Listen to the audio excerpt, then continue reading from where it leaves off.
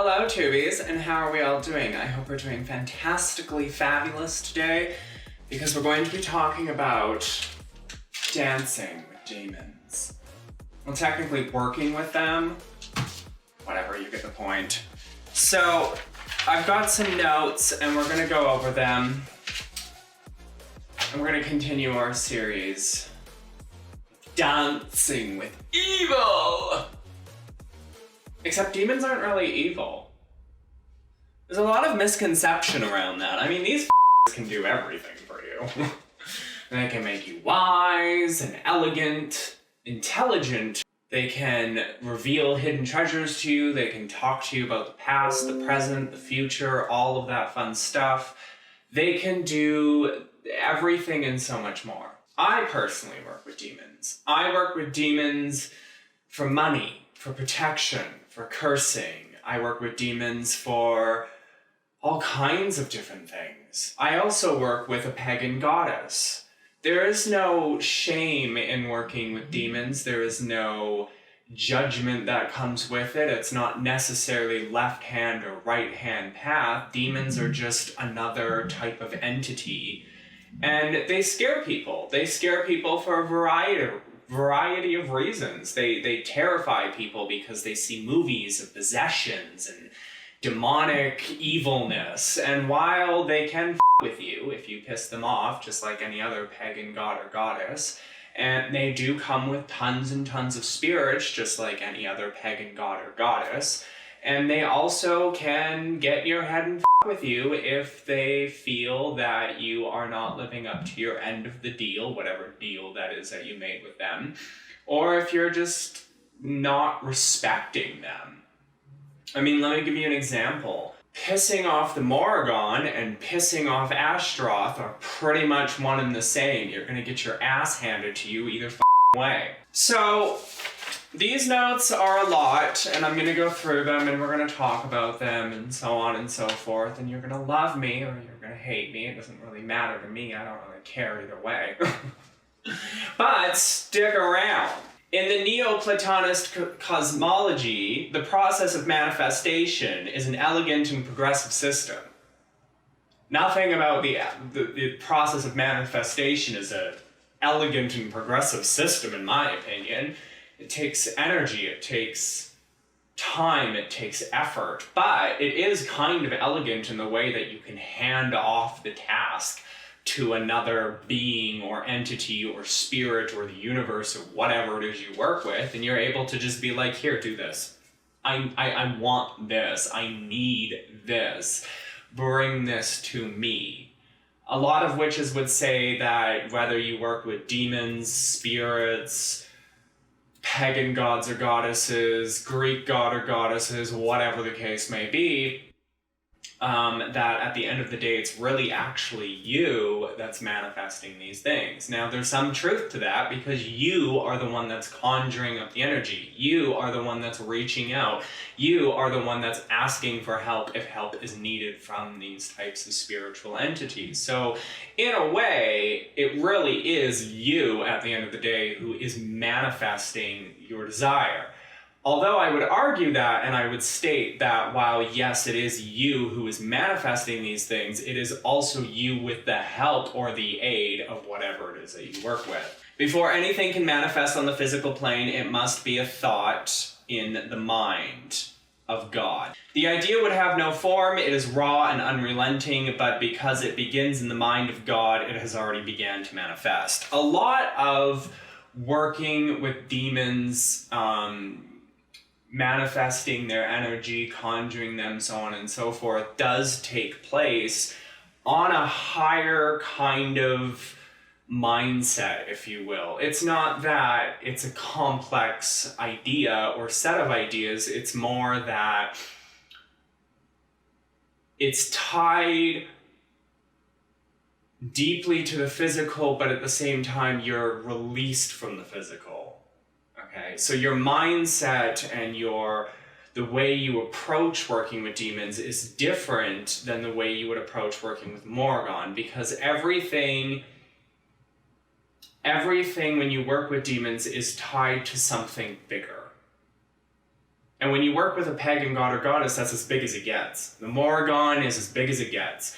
The working with Hecate, I mean, that's as big as it gets. When you work with demons, though, there's different systems of demons, there's different levels of demons, there's different types of demons, there's different ways that the occult in general thinks about, works with, contemplates, philosophizes over demons. The occult is a very interesting and strange universe to be in because it deals with the mind and the psyche and the consciousness and the subconsciousness, as well as exploring who we are on a conscious level. At least that's my understanding and interpretation. The idea that forms in the mind of God do not and cannot be comprehended by the universe because of how raw energy it is. The physical plane is said to be heavy and dense. When the idea takes form of a logo or word or set of, it becomes heavy and dense and can be communicated by lower planes of existence. In Christianity, the word was with God and was God, then became flesh in the form of Jesus Christ. One of the things to kind of understand is that a lot of texts that I have read on the concept of different forms of magic, especially around demonology or just the occult in general, seems to play heavy on this concept of God. Now, I don't know if that's up for interpretation or if the texts are just written that way. And a lot of the Solomonic books that you end up reading through, like the Key of Solomon, for example, there is a lot of reference to God. There is the conjuring of the four archangels. There is saying God's name over and over again. Each demon has its end.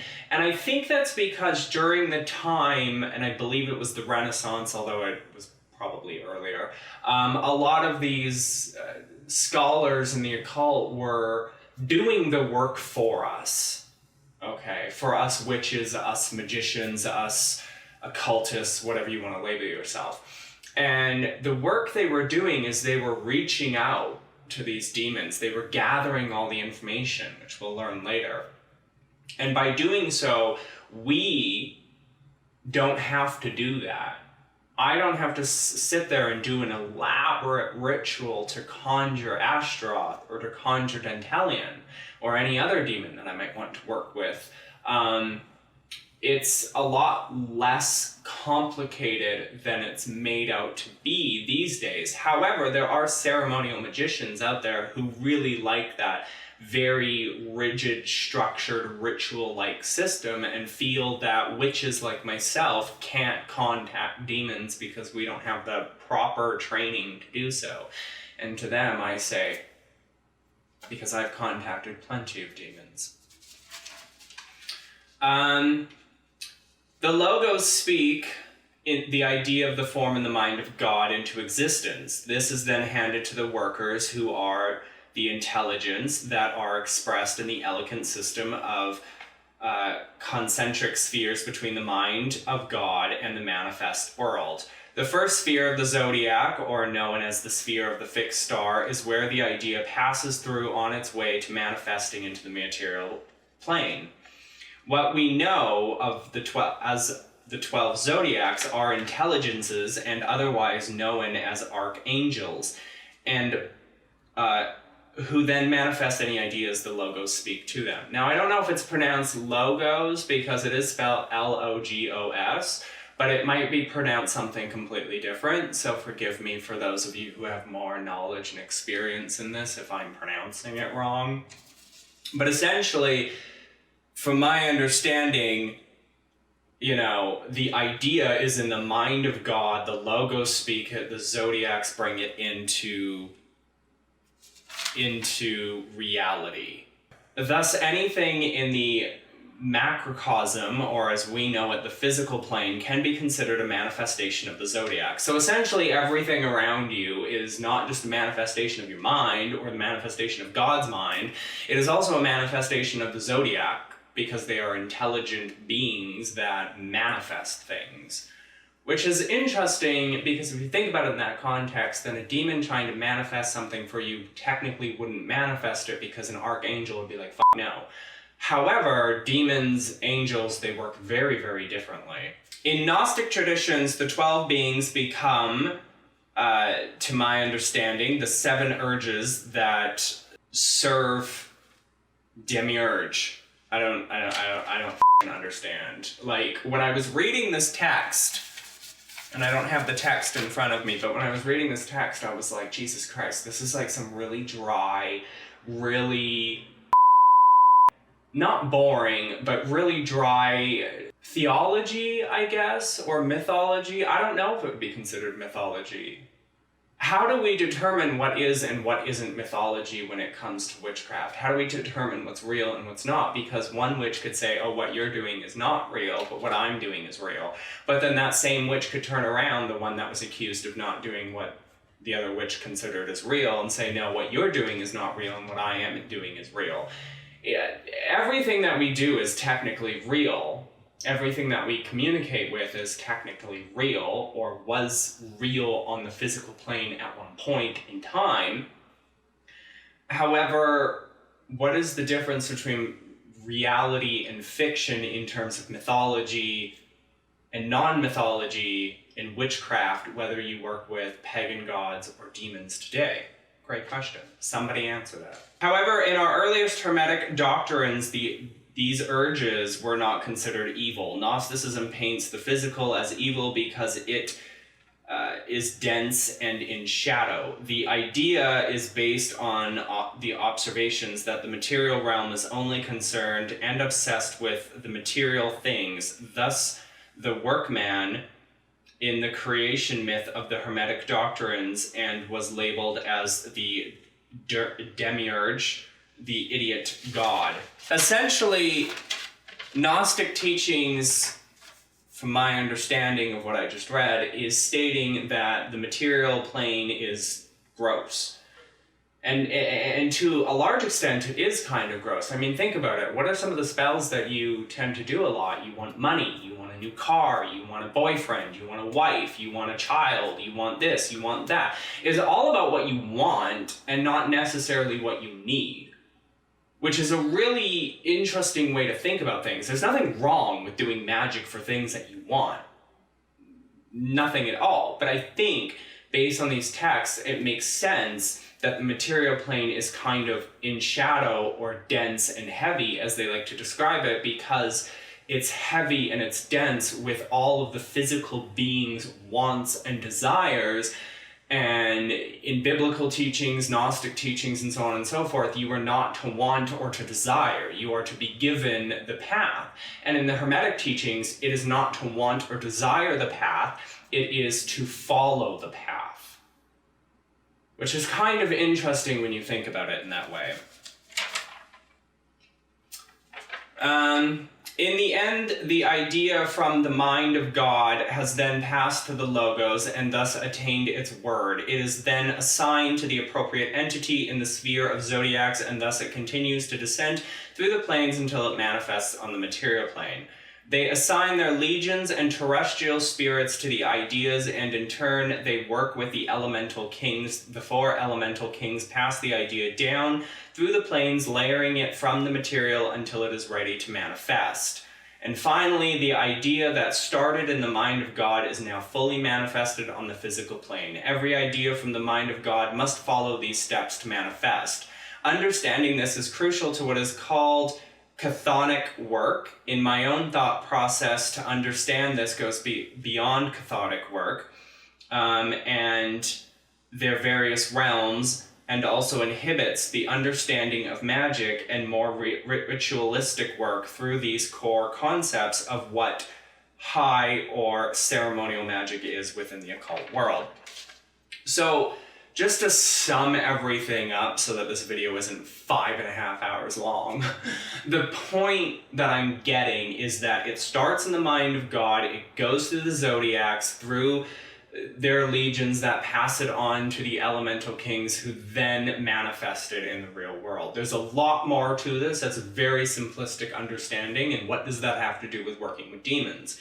Well, when working with demons, it's important to understand that while this may not particularly apply in my specific instance of how I work with demons, when I work with demons, I am putting out there this expression, this conjuring of demonic energy to come from their planes of existence to the astral plane, because as I've stated in other videos, I don't reach out to them directly on the physical plane. That would be fucking stupid. And, you know, especially when I don't have a relationship with them. So when they manifest on the astral plane, especially if it's a newer demon that I've never worked with before, then what I will do then is request their services. I will request their help in what it is that I'm attempting to do, whether I'm cursing a bitch, looking for a new job, trying to get money, whatever the case may be. And with that said, when it comes to reaching out to these entities, and I've talked about respect and honoring and the importance of all that, so we can push that to the side. When it comes to reaching out to them, it is my understanding that the thing that I am trying to manifest lies within me, and I am needing that. But it's very important that we distinguish the difference between needs and wants when it comes to magic. Because sometimes when you want something, the spirits or whatever you work with will say no.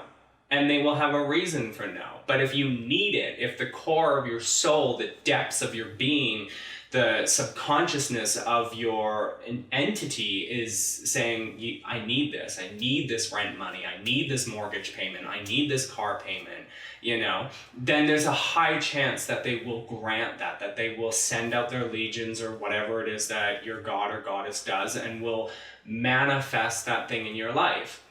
It is also my understanding that nothing comes for free. It's not necessarily a charmed style thinking of can't do magic without consequences, but there is this concept of consequences in magic that television shows like to portray. And I have experienced some of these consequences. For example, if you send demons or dark energy or whatever you want to call it down below to the apartment below me, which I have done, then the consequences of that is that, yes, people are coming and going really quickly from that apartment because they're being evicted all the time for either noise complaints, failing to pay their rent, or being batshit crazy. And then the consequences of that is that you get crazies who move in, and then it, you know, starts the cycle of, okay, gotta get them out, and then we repeat, and we repeat, and we repeat, and the energy just keeps going around and around and around, and that's how I think about it. It's like there's consequences to it. It's not necessarily if I do a money spell, then someone on the other side of the world is going to have their money taken away and given to me. It's more of a consequence of like, okay, if you want this done, you might as well cleanse the area afterwards, and I would never put any cleansing energy into that apartment down below because everybody who moves in there is batshit insane. It's a high-level understanding of how ceremonial, well, I wouldn't say ceremonial, but the concept of high magic works is that everything starts in the mind of God and works its way down to what is considered a heavy and dense plane of existence. And that's pretty much all I have for this video.